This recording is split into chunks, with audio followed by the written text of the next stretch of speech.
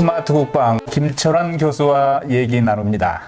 한미 동맹이 어느 때보다 강화된다고들 이야기합니다. 또 우리의 희망 아니겠습니까? 근데 동맹이라고 하는 것은 내 힘으로 안 되니까 좀 더 경제적으로 다른 힘을 좀 빌려서 우리의 방위 수준을 좀 높이자는 건데, 한미 동맹 강화되고 있는 겁니까? 한미 동맹이라는 것 자체가 모호한 구석이 있지 않습니까? 모호한 영역을 아주 구체적으로 만들려는 노력이 반드시 좋은 것은 아니라고 봅니다. 동맹에 너무 의존하다 보면 상대 측도 동맹을 찾아서 움직일 수도 있기 때문에 이게 또 이제 동맹의 딜레마라는 게 있는 건데, 안보의 딜레마든 동맹의 딜레마든 위협의 수준은 낮아지고 우리의 안정성은 높아지는 방향을 기묘하게 잘 설계하고 찾아가는 과정이 우리가 이제 안보를 설계하고 전략을 구체화하는 과정이다, 이렇게 생각합니다.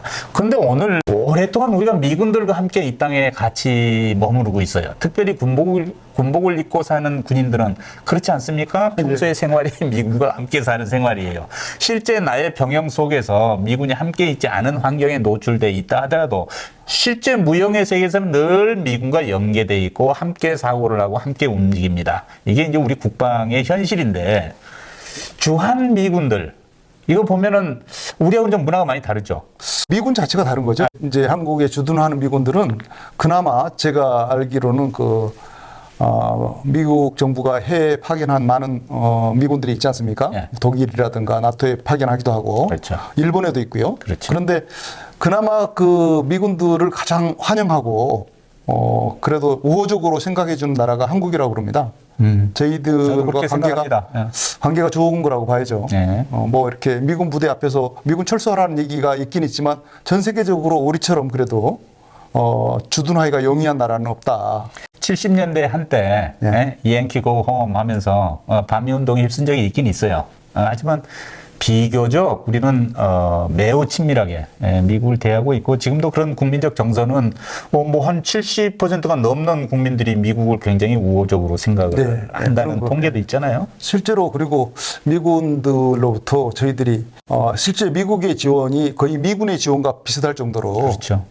미국 군사적인 지원을 통해서 성장했는데요. 제가 군수사령부 역사집을 만든 적이 있었는데, 우리 최초의 한국군의 군수 기지사령부가 창설된 게 1961년입니다. 그때 부산의 서면 근처에 있는 연산동에 만들어졌는데, 그때 기지사령관이 초대로 박정희 수장이 부임합니다.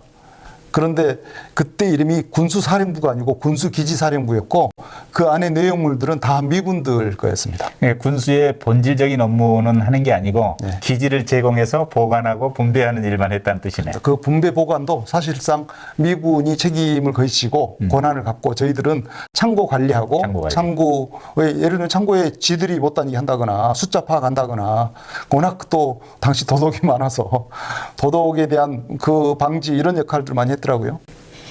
그런데 이제 미군들하고 이렇게 같이 지내다 보니 이거 문화가 많이 다르다, 이런 걸 우리 많이 느끼고 살았어요. 또 그래서 그런 것들은 미국 군대의 문화는 우리한테 긍정적인 영향도 미쳐서 이제 군대 내의 과거 내려오던 일본 군대의 잔재 같은 거를 조금 밀어내는데 기여를 했다고 볼 수 있겠죠? 그게 우리 군의 창설 기록에 보면 당시에 군을 지휘했던 한국군 수뇌부의 대부분은 일본 육사 출신들이었습니다. 맞아요. 그리고 만주군 사관학교를 졸업했다거나, 대부분 과거 박정희 대통령이 최초에 군에 들어왔을 때 만주 사관학교 입학했다가 다시 일본 육사로 가서 졸업하지 않습니까? 그렇죠. 그런 사람들이 많아서 정일권 씨라든가 뭐 저희가 잘 알고 있는 백선엽 씨라든가 하는 그런 분들이 최초 한국군 수뇌부였다는 것입니다. 그래서 초대 총장부터 거의 한 14명 정도가 그 중에 한 명만을 제외하고는 모두 일본군 출신으로 되어 있습니다. 그런데 그분들이 갖고 있던 어떤 이 군을 움직이는 마인드는 일본군인데, 실제로 제복이라든가 뭐 무장된 것은 다 미군에서 온 것이죠. 그래서 미군의 군복을 입은 일본군이라는 평가가 최초에는 있었죠. 그분들이 일본의 군복을 입고 일본의 군인으로서 초급장교 시절을 보내다가 해방을 맞았고 또 6.25를 맞은 건데, 그분들이 이제 군의 리더십을 형성을 했단 말이죠. 군대 캐리어를 갖고 있는 사람이 없다 보니 그런 분들이 많이 중요 직책을 맡았고, 또 더더욱이 6.25를 맞았으니 누가 군을 지휘했겠습니까? 그분들이 이제 역할이 기여했을 수밖에 없죠.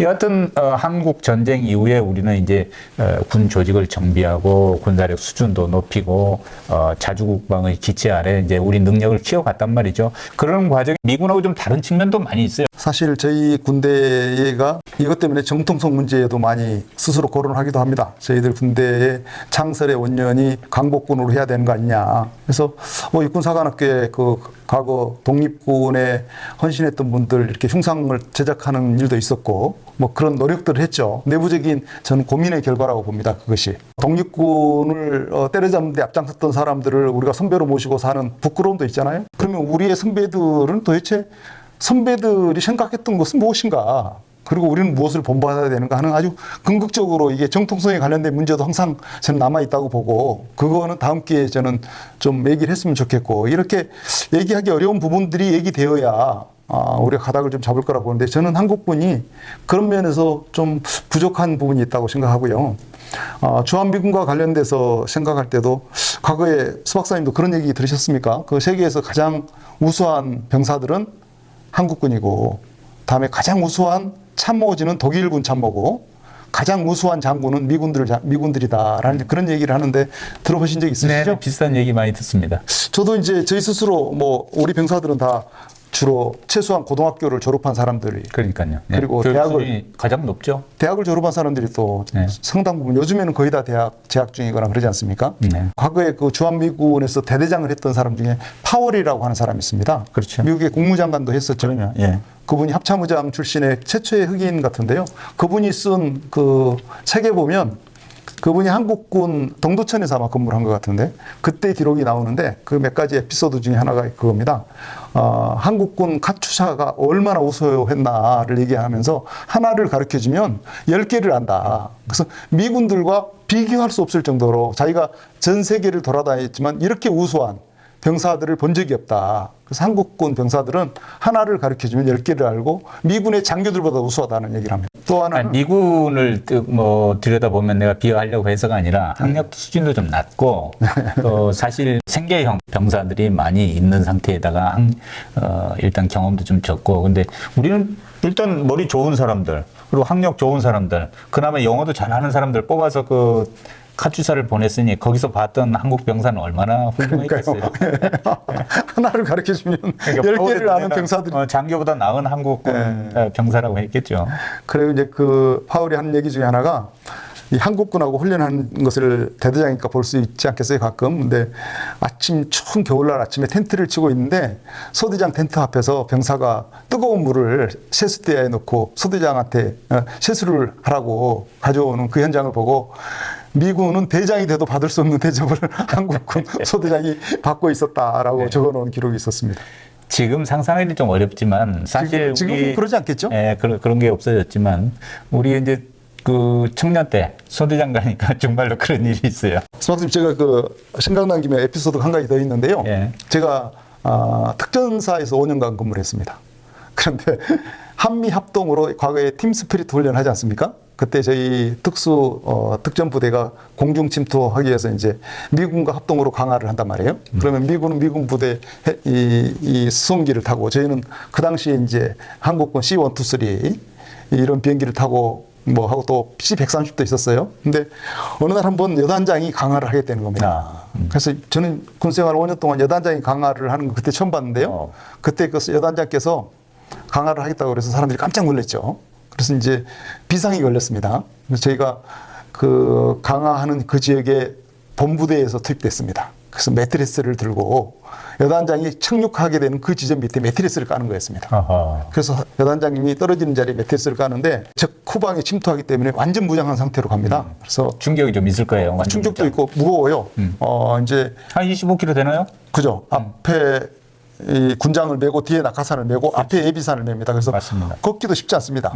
그런데 이제 여단장님은 그거 메고 뒤뚱거리면서 올라가는 게 고역이에요. 고역이에요. 예. 그런데 그 무게까지 합쳐져서 땅에 충격을 받아야 되니까. 그렇죠. 그래서 충격이 있고 그런데 이제 그래서 내렸다 여단장님 다리라도 부러지면 큰일이니까 저희가 매트리스로 이렇게 미리 가서 그 자리에 이렇게 하늘에서 이제 여단장님 2번째 정도 뛴단 말이에요. 팀장 다음에. 그러면 그분이 내려오는 곳으로 달려가서 매트리스로 착륙 지점에 매트리스 설치하는 게 임무였는데 실제로 성공했습니다. 그래? 그런데 이제 그 현장에 미군 여단장이 온 겁니다. 하하. 미군 여단장이 왔는데 어떤 거였냐면 미군 여단장은 수통을 2개를 차고 있었습니다. 네. 근데 우리 여단장님은 무장도 하지 않았고 권총 하나만 차고 있었어요. 그래서 그거를 보고 시꺼멓게 위장을 한 미군 여단장이 얼굴이 하얗고 위장하지 않고 아무 무장도 하지 않았죠. 여단장은 무장하지 않았죠. 섬찟했습니다. 아이고. 예, 그래서 미군들이 상당히 강한 군대라는 거 저는 그때 알았죠. 정말 부끄러운 우리 자화상이군요. 저는 그때 우리 여단장님이 강화한다는 사실만으로도 굉장히 훌륭하다고 생각했었는데 훌륭한 군인이 되는 길은 멀고도 멀구나. 그 무슨 유산을 우리가 어떻게 잘못 받아가지고 그런지 몰라도 제가 이제 청년 때 소대장으로 가니까 네. 부임하니까 그 당번병이 있잖아요. 네. 순찰 돌기 전에 라면을 끓여서 딱 이거 들고 식판에 들고 오더군요. 소대장실로. 그래서 사실 저는 그 야식을 잘 안 해요. 지금도 뭐 습성은 똑같은데 네. 안 먹어. 그러면 탁 돌아서 지가 먹어야 되니까 하루도 빠짐없이 야식을 끓여. 아주 좋아. 아니 물론 뭐 전 그 아유, 개인적으로 이제 그런 네. 경험이지만 저희들이 그런 경험들이 많이 있죠. 예, 그렇게 소대장도 대접을 받으면서 했어요. 지금 이렇게 돌이켜 생각해 보면 이게 무슨 짓인가 싶어요. 전투력과 아무 관계 없는. 그러게요. 왜 그랬을까요? 이게 이제 일제의 유산 아닐까 이런 생각도 좀 해봅니다. 이 권위주의. 네. 정말 죄송합니다. 예전에 저희랑 같이 군 생활을 하고 병사로 복무하면서 제 통신병이었던 그 친구들 보면 정말 미안한 마음이 듭니다. 그분들께 그렇죠. 죄송한 마음이 있네요. 내가 소대장을 하는데 이제 혹한기 훈련을 했어요. 네. 혹한기 훈련을 소대장하고 당번병하고 둘이서 A 텐트에 들어가요. 그렇죠. 네. 그렇죠. 네. 내가 들어가기 전에 당번병이 미리 들어가서 모포를 덮고 있어. 소대장님이 들어오시면 너무 차가우니까 체온으로 데펴놓는다고. 저희 이 방송 욕을 좀 먹을 것 같습니다. 그래, 나는 지금은 이제 이런 권위주의가 없죠. 네, 아무리 봐도 이제 없을 것 같아. 그런데 그런 유산을 우리는 안고 시작을 했잖아요. 생각하면 할수록 가슴이 아프네요. 저희들은 이제 그 지금 부사관, 옛날에 하사관이라고 했던 그분들이 군에서 역할이 매우 중대한데 저희는 이 하사관들이 주로 부대 관리 위주로 하고 예. 또 뭐 시설물 관리 위주로 많이 책임을 지지 않습니까? 근데 미군들은 보니까 주로 병 훈련에 관한 책임을 부사관들이 지더라고요. 맞아요. 저희도 이제 그렇게 좀 많이 변해갔는데 저희들이 군을 강하게 만들려 그러면 그 부사관들이 전투 전문가들로 육성하는 것이 맞다 해서 요즘에는 그렇게 하는 것 같습니다. 과거에는 저희들은 그 부사관들이 지휘관들의 사적인 심부름도 많이 했어요. 그런 것들이 정말 그 일제시대의 어떤 일본군의 유습, 그 잘못된 것을 받아들인 것 같은 생각이 듭니다. 우리 군대도 이제 변해 가고 있고 또 이제 선진 군대화 되고 있습니다. 그런데 아직도 그 청산하지 못한 옛날 일제 군대의 잔재가 지금 혹시 어딘가 남아 있을까 이 두려움도 있고 혹시 그런 것 때문에 고통을 받고 있는 우리 병사 복무자들이 있다고 그러면 미안합니다. 이거 우리가 함께 힘을 합쳐서 협파에 나갔으면 좋겠습니다. 미군 얘기로 시작해서 우리 군대 네. 병폐 이야기를 했네요. 미군들의 병폐도 한번 얘기를 해보고 싶은데. 미군들의 고민도 많이 있어요. 그럼요. 더 심각한 고민들이 많이 있습니다. 함께 만나서 얘기하고 과거에 근무하다 보니 정말 힘들어하더군요. 그 어딘들 그런 게 없겠습니까? 네. 뭐 조직사회, 통제된 사회, 또 임무 위주의 사회 이런 데 반드시 있을 수 있는 거죠. 우리 사회 조직하고는 좀 다른 독특한 게 있으니까요. 군대 얘기 재미나게 또 앞으로 풀어나가겠습니다. 시청해 주셔서 고맙습니다.